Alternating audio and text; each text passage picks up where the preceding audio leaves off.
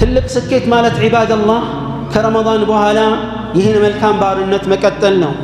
መቼም የኢማንን ጣዕም ከቀመሰ በኋላ አንድ ሰው የኩፍርን የኒፋቅን ወይም የወንጀልን ውርደት መቅመስ የሚፈልግ ሰው ያለ አይመስለኝም። ዒባደላህ በኢማኑ ከላቀ በዒባዳ ከረካ በኋላ በወንጀል ውስጡን ማጠልሸት የሚፈልግ ሰው መኖር የለበትም ሙእሚን ሆኖ።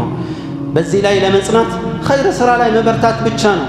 እርካታውን፣ ጥማቱን፣ እረፍቱን ያለውን መልካም ነገር ማዘውተር በእኛ ላይ ነው ያለው። በዱንያ ውስጥ በኢማን እየኖረ ነገር ግን በዱንያ ችግር ውስጥ የኖረ በመከራ በስቃይ የኖረ ሰው አላህ ያመጣውና ለአፍታ ለቅጽበት ጀነት ውስጥ እንዲነከር ያደርገዋል አሉ። ይወጣል፣ ከዛ ይጠየቃል። በህይወትህ ምዕራፍ ውስጥ ችግር አሳልፈህ ታውቃለህ? ረሃብ፣ ስቃይ፣ መከራ፣ ህመም በፍጹም ይላል። ችግር አይቼ ሰምቼ አላቅም ይላል። ዋሽቶ እንዳይመስላቸው ዒባደላህ ያ የጀነት ውስጥ የቅጽበት መነከርና መግባት ይህን ሁሉ ጸጋ ያስረሳዋል። እኛም መልካም ሥራ ከሠራን ዛሬ የትኛውንም አይነት ችግር ይግነን ይጥለቅ፣ የትኛውንም ችግር ብናስተናግድ ነገ ቀብራችን ላይ ጥሩ ቀብር ከሆነ የጀነት ጨፌ ከሆነ የአኺራ ጣፈንታችን ጀነት ከሆነ ሁሉም ይረሳል፣ ሁሉም ይቀራል። ዒባደላህ በወሩ መጨረሻ ከተደነገጉት መሰረታዊ ዒባዳዎች መሃል አንዱ ዘካተል ፊጥርን ማውጣት ነው። ነቢያችን ሰለላሁ ዐለይሂ ወሰለም ዘካተል ፊጥርን የደነገጉበት ምክንያት ጾመኛን በጾሙ ውስጥ ሊከሰቱ የሚችሉ ግድፈቶች፣ ስህተቶች ካሉ ያንን ማጽጃና ማረሚያ ለምስኪኖች መመገቢያ ይሆን ዘንድ ነው።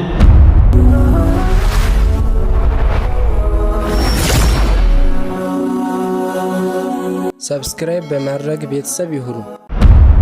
ዒባደላህ አላህን መፍራት ዘውትር ማይረሳ ማይሰለች ቢደጋገም የሚገባው ወሳኝ ነገር ነው።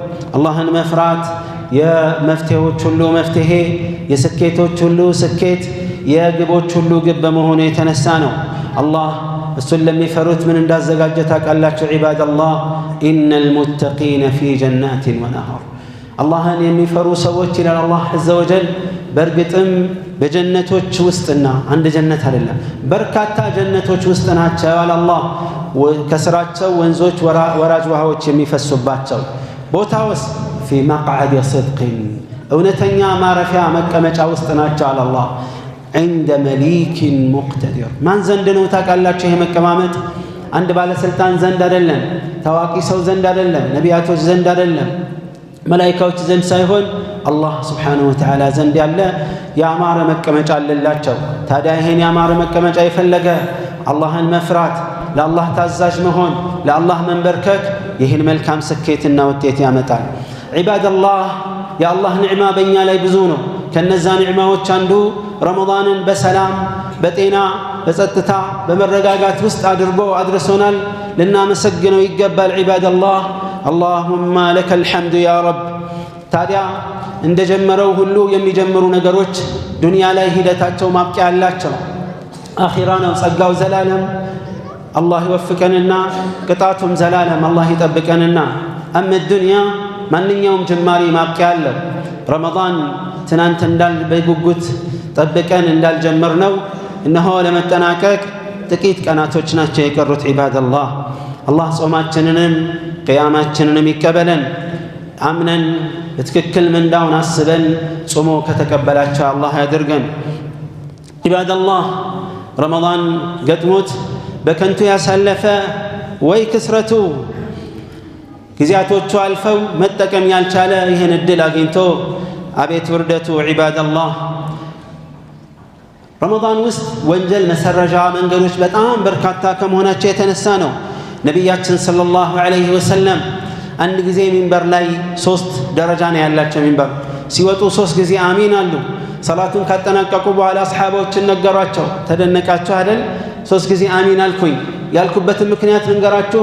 ጅብሪል መጣና አሉ ዐለይሂ ሰላቱ ወሰላም 3 ነገሮች ላይ ዱዓ አደረገ።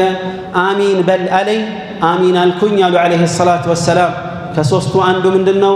ረመዳን ደርሶለት ሲያበቃ ለረመዳን በቅቶ ሲያበቃ ወንጀሉ መማር ያልቻለ ሰው አፍንጫው ከመሬት ጋር ይታሽ፣ ይዋረድ፣ ይፈር ብሎ ዱዓ አደረገ አሚን በላለኝ አሚን አልኩኝ አሉ ረሱል አለይሂ ሰላቱ ወሰላም። ከፍተኛ እድል በመሆኑ የተነሳ ነው ዒባደላህ ረመዳን ውስጥ ጠባብ እድል አይደለም ያለው። አይደለም ረመዳን አመቱን ሙሉ ከአላህ ጋር ባለን ግብይት እድላችን በጣም ሰፊ ነው። ምህረትን የምናገኝበት ደረጃችንን ከፍ የምናደርግበት ዒባደላህ ረመዳን 3 ሳምንታት ከጥምም ጋር ከረሃቡም እንቅልፍ በማጣት አላህን በመገዛቱም ድካሙም እረፍቱም ሁሉም አለፉ። ሁሉም ተረስቷል። ለካ ይረሳል፣ አለፈ። የሚቀረው አጅሩ ነው። ፍሬውና ውጤቱን አላህ ፊት የውመል ቂያማ ነው የምናገኘው። በመልካም የሚያገኙት አላህ ያድርገን። ነቢያችን ሰለላሁ ዐለይሂ ወሰለም ኢማሙ ሙስሊም በዘገቡት ሐዲስ ምን አሉ? ስለ ፍሬው የሚጠቁም አንድ መልእክት ነው ይሄ። በዱንያ ውስጥ በኢማን እየኖረ ነገር ግን በዱንያ ችግር ውስጥ የኖረ በመከራ በስቃይ የኖረ ሰው አላህ ያመጣውና ለአፍታ ለቅጽበት ጀነት ውስጥ እንዲነከር ያደርገዋል አሉ። ይወጣል፣ ከዛ ይጠየቃል። በህይወትህ ምዕራፍ ውስጥ ችግር አሳልፈህ ታውቃለህ? ረሃብ፣ ስቃይ፣ መከራ፣ ህመም? በፍጹም ይላል። ችግር አይቼ ሰምቼ አላቅም ይላል። ዋሽቶ እንዳይመስላቸው ዒባደላህ ያ የጀነት ውስጥ የቅጽበት መነከርና መግባት ይህን ሁሉ ጸጋ ያስረሳዋል።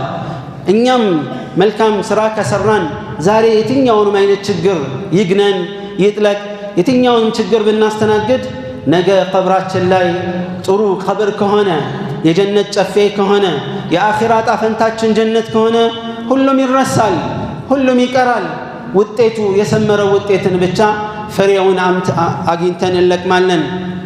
ዒባደላህ ይህን አጅር ለማግኘት አላህ ስላደለን እንዳደለን ሁሉ እንዳይባክንብን እንዳይበላሽብን መንከባከብ መጠበቅ የኛ ፈንታና ድርሻ ነው። ወንጀላችንንም ብዙ ጥፋት አለብን፣ ድክመት አለብን፣ ለማሰረዝ እንጣር እንሞክር። ታውቃላችሁ ነቢያችን ሰለላሁ ዐለይሂ ወሰለም በነገሩ መሰረት በረመዳን በእያንዳንዱ ምሽት 30ም ቀን 29ም ቀን ሙሉ በእያንዳንዱ ምሽት ከእሳት ነፃ የሚላቸው ባሪያዎች አሉ። እሳት የተወሰነባቸው ማለት ነው። ያልተወሰነባቸው ሁልጊዜም ነፃ ናቸው። ረመዳንም ሲጠናቀቅ እንደዚሁ ይቅር ሚላቸዋል። ታዲያ ይህን እድል መጠቀም ካልቻልን መቼ ነው የምንጠቀመው? ዒባደላህ ስንሞት ስንቀበር ብቻችንን ጨለማ ቀብር ውስጥ ስንኖር እድሉ የለም። እድሉ ዛሬ ነው ያ ዒባደላህ።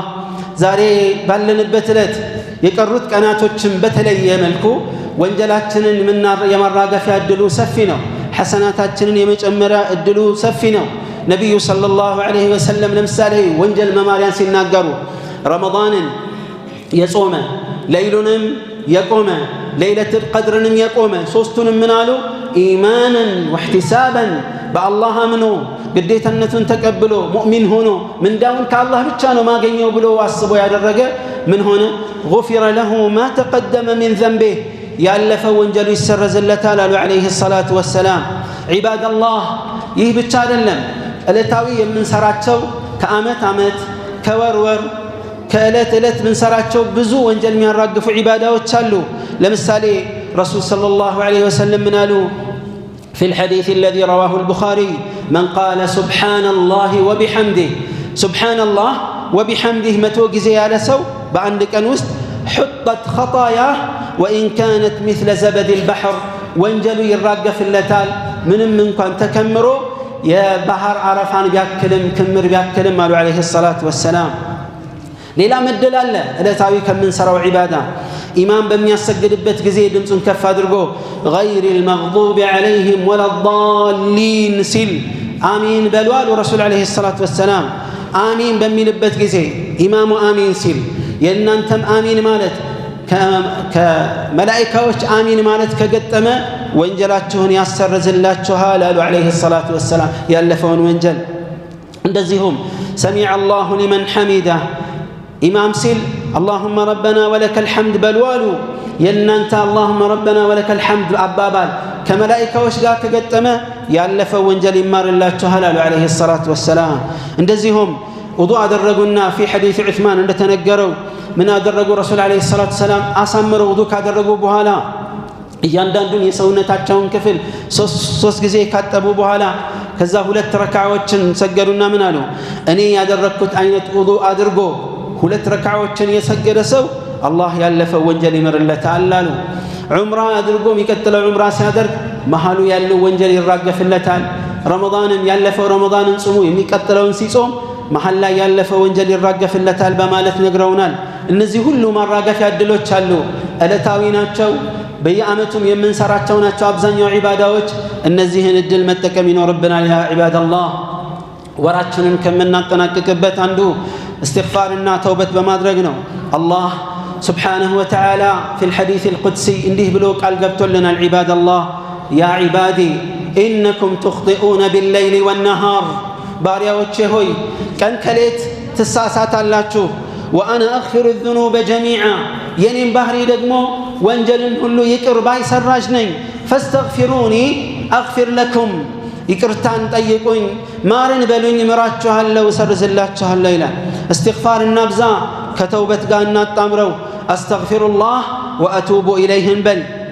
ረቢ እግፊር ሊ ወቱብ ዐለየ ኢነከ አንተ ተዋቡ ረሒም التواب الغفور بلن إلمنو عباد الله واعلموا أن التوفيق تلك سكيت مالت عباد الله كرمضان بوهالا يهين ملكان بارنت مكتلنو متشم يا إيمان طعام ككمسا بوهالا عند سو يا كفر يا نفاق ويم يا ونجل وردت مكمس مفلك سو يا الله يمسلم عباد الله بإيمان كلاك بعبادة كركا بوهالا በወንጀል ውስጡን ማጠልሸት የሚፈልግ ሰው መኖር የለበትም። ሙእሚን ሆኖ በዚህ ላይ ለመጽናት ኸይር ስራ ላይ መበርታት ብቻ ነው። እርካታውን፣ ጥማቱን፣ እረፍቱን ያለውን መልካም ነገር ማዘውተር በእኛ ላይ ነው ያለው። እናታችን ዓኢሻ ስለ ነቢዩ ዓለይሂ ሰላቱ ወሰላም እንዲህ ብላ ትነግረን ነበር። አንድን ስራ ረሱል ከሰሩ ይዘወትሩበት ነበር ዓለይሂ ሰላቱ ወሰላም። ዒባደላህ በወሩ መጨረሻ ከተደነገጉት መሰረታዊ ዒባዳዎች መሃል አንዱ ዘካተል ፊጥርን ማውጣት ነው።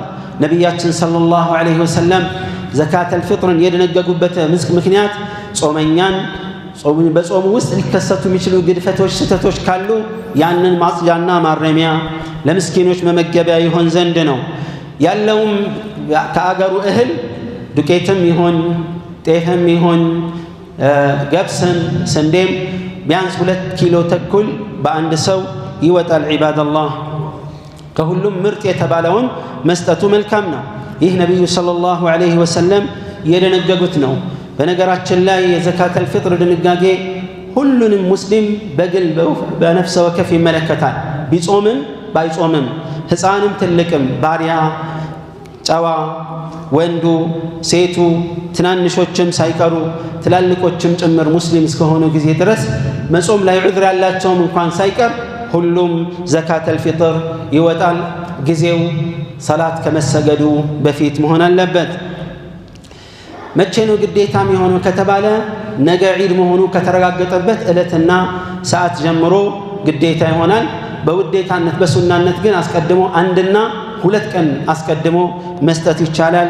ከሰሓባዎች የተገኘ በመሆኑ የተነሳ ነው። ጽንስ ካለ ቀድሞ መስጠቱ የተወደደ ነው፣ ባይሰጥም ግድ አይደለም። ዘካተል ፊጥርን ከማን ነው የምናወጣው ከተባለ ማስተዳደር ግዴታ የሆነብን ቤተሰቦች ሁሉ ኃላፊዎች፣ የቤተሰቦች ኃላፊዎች ማውጣት ይኖርብናል። እያንዳንዱን ቆጥረን ማለት ነው። ሁሉም የቤተሰብ አካል አቅም ኖሮት ገንዘብ ኖሮት ራሱ ቢያወጣ የተሻለ ነው። ካልሆነ ግን የሚያስተዳድረው ሰው ሌላም ሰው ቢያወጣለት ችግር የለውም። እቤት ያሉን ኻዲሞቻችንንም ብናወጣላቸው ችግር የለውም ነግረናቸው፣ ካልሆነ ራሳቸው እንዲያወጡ ይደረጋል። ዘካተል ፊጥር ከዘካተል ማል ከሚለይበት መሰረታዊ ነገር አንዱ ምንድን ነው? ዘካተል ፊጥር የዒድ ቀኑን ከነምሽቱ አንዳንድ ዑለማዎች 2 እና 3 ቀን ውስጥ መመገብ የሚችለው ነገር ካለው ዘካተል ፊጥር ግዴታ ይሆንበታል። ከዛ የተረፈውን መስጠት ግዴታ ይኖርበታል። የተፈለገውን መጠን መስጠት ካልቻለስ የቻለውን ያክል ይስጥ ይላሉ። ፈተቁላህ መስተጣዕቱም።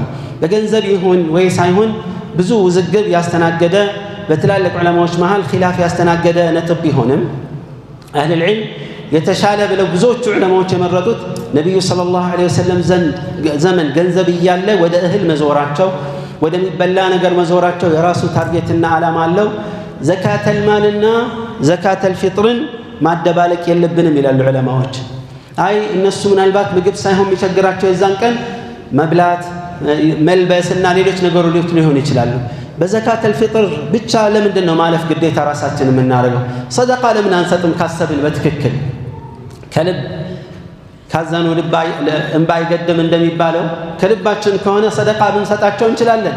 ዘካተል ማል እንሰጣለን። ዘካተል ፊጥር ዓላማው የዒድ ቀን ሳይራቡ ሳይጠሙ ሳይቸገሩ እንዲያሳልፉ የአንድ ቀን የሁለት ቀን ብቻ ነው የተፈለገው ዘካተል ፊጥር። ዘካተል ማል ግን ከዓመት እስከ ዓመት ሳይቸገሩ እንዲያሳልፉ የተደነገገ ነው። ሁለቱን መደበላለቅ የለብንም። ይሄ ላይ ማስመር የግድ ይለናል ዒባደላህ።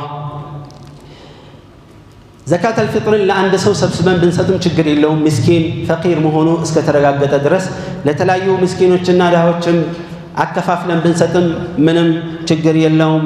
ዒባደላህ ከሞላ ጎደል كرمضان أحكام قاية تازوي هنا يالو. أقول ما تسمعون وأستغفر الله العلي العظيم لي ولكم فاستغفروه إنه هو الغفور الرحيم والبر الكريم. الحمد لله رب السماوات ورب الأرض رب العالمين، وأشهد أن لا إله إلا الله وحده لا شريك له إله الأولين والآخرين، وأشهد أن محمدا عبده ورسوله إلى الناس أجمعين ومن تبعهم بإحسان إلى يوم الدين. عباد الله، واعلموا أن ربكم قد شرع لكم في ختام شهركم التكبير. ليلو رمضان صوم ستناكك عيد سلمي قبا كترنققت نقروش عنده تكبيران ولتكملوا العدة ولتكبروا الله على ما هداكم. الله يتقدب اللاتهم كل التاموالنا لزهم سلابك أجو الله اللتالكون إلى ታዲያ መቼ ይጀመራል ከተባለ ረመዳን ነገ ነው ከተባለበት የመግሪብ ሰዓት ጀምሮ ተክቢራ ይጀምራል። ሰላት አልዒድ ሲጠናቀቅ አብሮ ኢማም ልክ ሚንበር ላይ ሲወጣ ወይም ለማሰገድ ኢማም በሚመጣበት ጊዜ ተክቢራው የሚጠናቀቅ ይሆናል። ሁሉም ሙስሊሞች በጋራ ሁሉም የራሱን ተክቢራ በማስተጋባት መስጂድ፣ ገበያ ቦታ፣ እቤት በየቦታው ይስተጋባል። ይሄም ሱና ነው ዒባደላህ። صلاة العيد لاي مزناقاتهم يلبنم كنياتم نبياتنا صلى الله عليه وسلم سيتوتشن اندي وطو حيد يالاتهم كان عذر يالاتو سايكرو جلباب يليلات كالات تواس ويم ترفي يالات تاوسات بلو سيتوتشن اندي وطو كغفافوبت مع انه ታውቃላችሁ አብዛኛው ሰላት ላይ ሴቶች መስጂድ መሄድ አትከልክሏቸው ቤታቸው በላጭ ሆኖ ሳለ ብለው ሳለ አለይሂ ሰላቱ ወሰላም። ነገር ግን የዒድ ጊዜ ይውጡ ብለዋል። حتى ሐይድ ላይ ያላት ትወጣና ገለል ብላ ትቀመጣለች። ጅልባብ የሌላት ካላት ትዋስና ትውጣ እስከ ማለት ደርሰዋል ረሱል አለይሂ ሰላቱ ወሰላም። አንገብጋቢነቱና ወሳኝነቱን ያሳየናልና ሁላችንም መዘናጋት የለብንም። ሰላት አልዒድ አሁን ባለው አቆጣጠር 2 ሰዓት ተኩል ነውና የሚሰገደው መድረስ ባለብን ሰዓት ላይ በጊዜ ሄደን በመድረስ መስገድ ይኖርብናል። ሚነሱና የሄድንበትን መንገድ ቀይሮ መመለስ ሚነሱና ነው። ሴቶች መጨፈር የለባቸውም፣ መራቆት የለባቸውም። ሒጃባቸውን ጠብቀው ሐያቸውን ጠብቀው አላህን ፈርተው በተረጋጋ መንፈስ ተክቢራቸውን ለራሳቸው ብቻ በሚያሰሙበት መጠን መንቀሳቀስ አለባቸው። ወንዶች ድምጻችንን ከፍ አድርገን ማድረጉ የተደነገገ ነው። ስለ አላህ ያለን መልካም ነገር መልካም እናስብ። አላህ እኛ እንዳሰብነው ነው ሆኖ የምናገኘው። በጥሩ ይመነዳናል ብለን ከገመትን ጥሩ ነገር እናገኛለን። ይቀጣኛል ያሰቃያኛል ብለን ከገመትን መፍራት መጠንቀቅ ሳይሆን መጥፎ ግምት ከኖርን በዛ መልኩ ስለሚሆን ከአላህ ጋር ያለን ግንኙነት ሊያምር ይገባል። ዒባደላህ በመጨረሻም ይሄኛው ዒድ አላህ ካለ ጁምዓ ሊገጥም ይችላልና 30 ከሆነ ጁምዓ የሚገጥም ስለሆነ 29 ከሆነ ሐሙስ ላይ ስለሆነ ከጁምዓ ጋር የተያዙ አህካሞችን ባጭሩ ለመጥቀስ ልሞክር። አንደኛ ሰላት አልዒድን የሰገደ ጁምዓና ዒድ አንድ ላይ በሚገጥምበት ጊዜ በአሁኑ ቢገጥምም ባይገጥምም ሰላት አልዒድ የሰገደ ጁምዓ መጥቶ ባይሰግድ ችግር የለውም። ምንድነው ግን ማድረግ ያለበት? ዙሁር ይሰግዳል ባለበት ቦታ። ይሄ ከነቢዩ ዓለይሂ ሰላቱ ወሰላም ከሰሓባዎቻቸው ከነ ዑመር ብን ዓፋን ከነ ዑመር ብን ኸጣብ ከነ ዑስማን ብን ዓፋን እብን መስዑድ እብን ዓባስ እብን ዙበይርና ከሌሎቹም የተገኙ አቋሞች ናቸው ረዲየላሁ ዐንሁም ጀሚዓ። ከሰሓባዎች ይህን የተቃረነ ማንም የለም። ሁለተኛ መን ለም የሕضር ሰላት አልዒድ ፈላ ተሽመልሁ ሩኽሳ።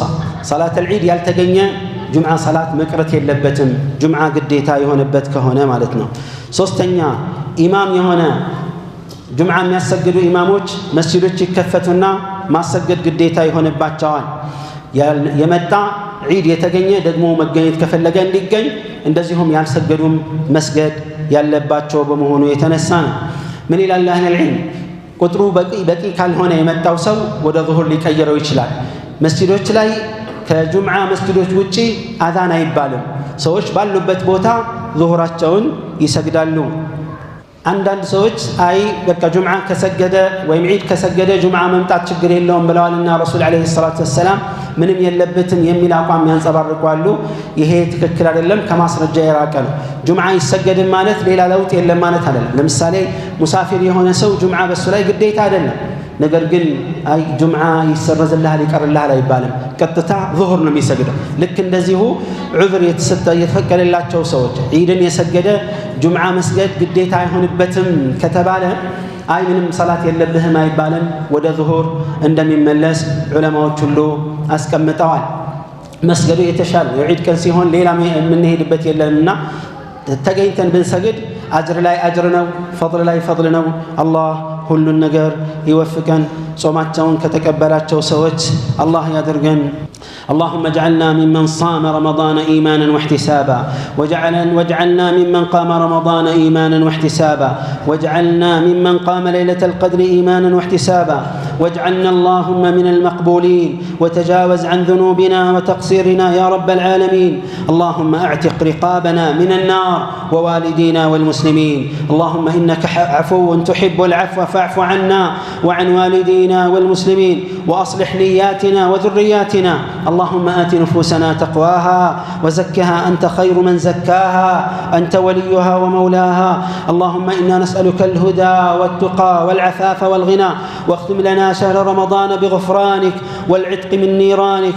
اللهم صل على محمد وعلى آله وصحبه أجمعين، وارض اللهم عن الخلفاء الراشدين وعن الصحابة أجمعين وعن التابعين ومن تبعهم بإحسان إلى يوم الدين، وارض اللهم عنا معهم برحمتك ومنك يا أكرم الأكرمين. اللهم أعز الإسلام والمسلمين وأذل الشرك والمشركين، واجعل بلدنا آمنا مطمئنا وسائر بلاد المسلمين، واغفر لنا ولوالدينا ولجميع المسلمين الأحياء منهم والميتين، وآخر دعوانا أن الحمد لله رب العالمين.